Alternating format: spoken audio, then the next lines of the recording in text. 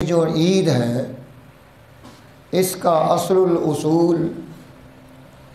جس کو دین اسلام نے پیش کیا ہے وہ یہ ہے کہ مسلمان اس عید کے ذریعے سے اللہ کے ذکر کے ساتھ تعلق پیدا کر لے۔ اس لیے اسے سکھلایا کہ جب یہ عید پڑھنے کے لیے آئے تو اللہ اکبر لا الہ الا اللہ واللہ اکبر اللہ اکبر وللہ الحمد عید الفطر میں آہستہ آواز میں پڑھتا ہوا آئے، اور عید الاضحیٰ میں بلند آواز سے پڑھتا ہوا آئے تو ذکر الہی کے ساتھ ہماری عید کو معنون کیا، ملا دیا کہ مسلمان اپنی خوشی میں اپنے رب کو بھول نہیں جاتا اور گناہ میں مبتلا نہیں ہوتا، اسے یاد کرتا ہے۔ اسی طرح اب اسے حکم دیا کہ صدقہ فطر ادا کرے۔ یہ کیا ہے؟ خدمت خلق کا جذبہ اس کے اندر اللہ نے رکھ دیا کہ اللہ کی مخلوق کی خدمت، اللہ کی مخلوق کی ضرورت کو پورا کرنا، اللہ کی مخلوق کی پریشانیوں کو حل کرنا، یہ جو ہے یہ بھی عید کے ساتھ جوڑ دیا کہ ہماری عید ہماری اکیلی خوشی نہیں، یہ اجتماع کی خوشی ہے کہ پورا اجتماع اس عید کے ذریعے سے خوشی حاصل کرے گا، اسے یہ نعمت میسر آئے گی۔ اور پھر اس عید کو اجتماعیت کے ساتھ جوڑ دیا کہ سارے مل کر اپنا اجتماع پیدا کر کے اس اجتماع کے ذریعے سے وہ ایک دوسرے کی خیر خبر لے سکیں گے، ایک دوسرے کا دھیان ان میں رہے گا، ایک دوسرے کی پہچان پیدا ہوگی، تو اس عید کو اجتماعیت بھی عطا کر دی۔ اور پھر اس میں آخرت کی یاد رکھی کہ انسان اس عید کے ذریعے سے آخرت کو یاد کرتا ہے کہ اسے کوئی نصیحت کی جاتی ہے، اسے کوئی خیر کی باتیں بتائی جاتی ہیں، اسے شر کی باتوں سے روکا جاتا ہے، تو اس کا آخرت کے ساتھ تعلق پیدا ہو گیا۔ اور اسی طرح یہ صرف زندوں کے ساتھ نہیں، اسے قبرستان جانے کا حکم دیا کہ عید کے بعد یہ قبرستان جائے، جس طرح زندوں کو ملتا ہے، ان کی خیر خبر لیتا ہے، یہ مردوں کی بھی خیر خبر لے اور وہاں جا کر دعا کرے تاکہ اس کا دھیان آخرت میں اور مزید پختہ ہو جائے، آخرت کا دھیان مزید اچھا ہو جائے، اور یہ دھیان یہ عید کے ذریعے سے اس کے اندر پیدا کیا۔ کیونکہ ہم جتنی بھی عبادات کرتے ہیں ان عبادات میں کچھ عبادات کا تعلق تو فعلی عبادات کے ساتھ ہے، جیسے ہم نے نماز ادا کی، ہم نے روزہ رکھا، ہم نے حج کیا، یہ ساری عبادات فعلی ہیں کہ ہم کوئی فعل کر رہے ہیں، کوئی ورک کر رہے ہیں، کوئی کام کر رہے ہیں۔ اور کچھ عبادات ان کا تعلق ترکی عبادت سے رکھا، اور وہ ہے روزہ، کہ روزے میں اسے ترک عقل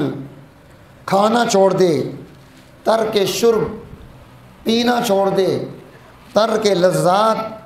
اپنی جنسی خواہشات اور ضروریات کو چھوڑ دے، اس کو چھڑوایا جا رہا ہے۔ اب جب یہ انسان یہ چیزوں کو ترک کرتا ہے اور سارا دن اللہ کے اس حکم کو پورا کرنے میں مصروف رہتا ہے، تو اسے سیقل کیا جاتا ہے، اسے مانجا جاتا ہے،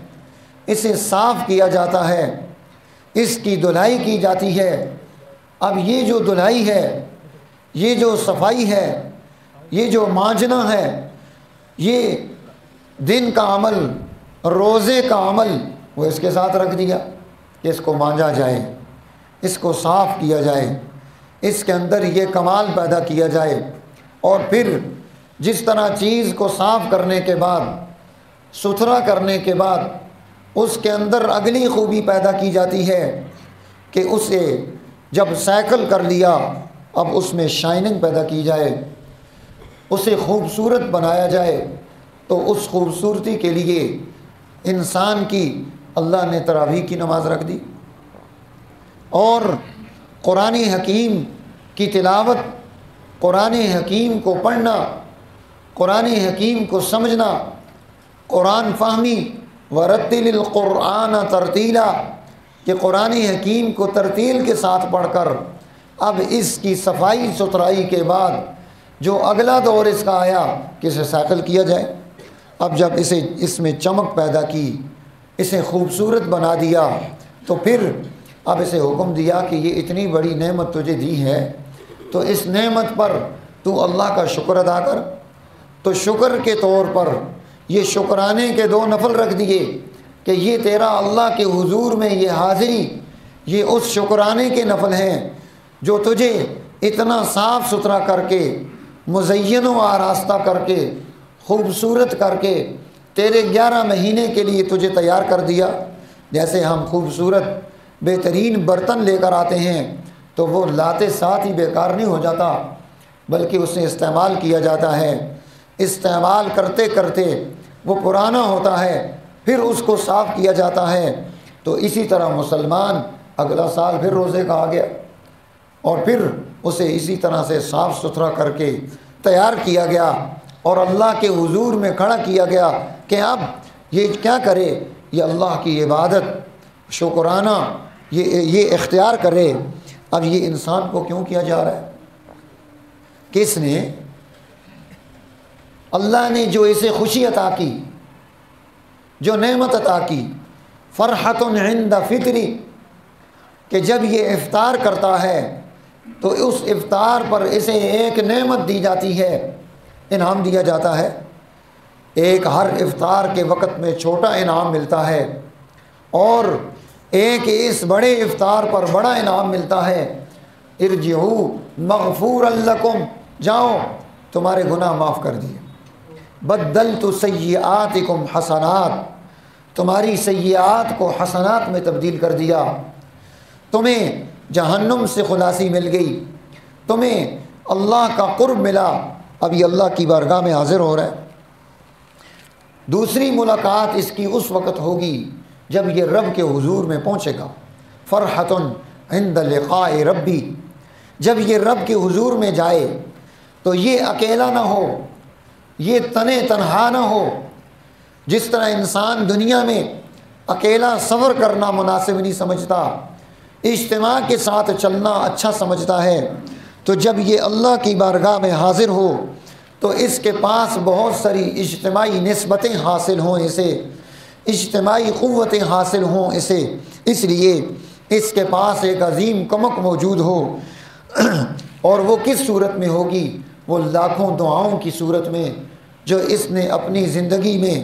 اپنے اجتماعات میں، اپنی سوسائٹی میں، اپنے لیے، اپنے خاندانوں کے لیے، عام مسلمانوں کے لیے،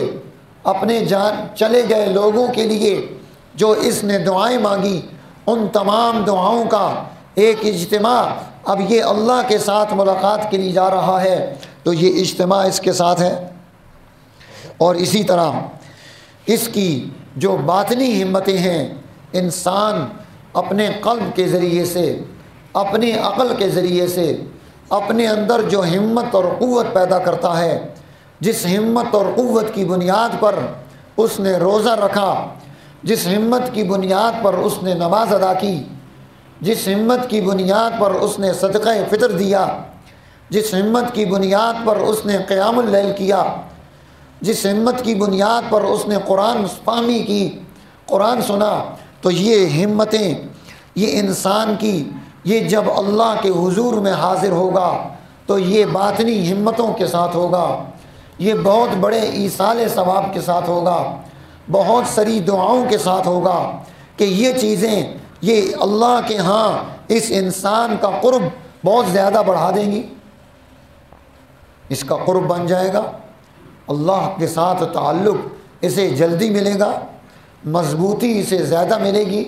تو یہ عید یہ ہمارے اندر یہ خوبی اور کمال کو منتقل کرنے کے لیے آئی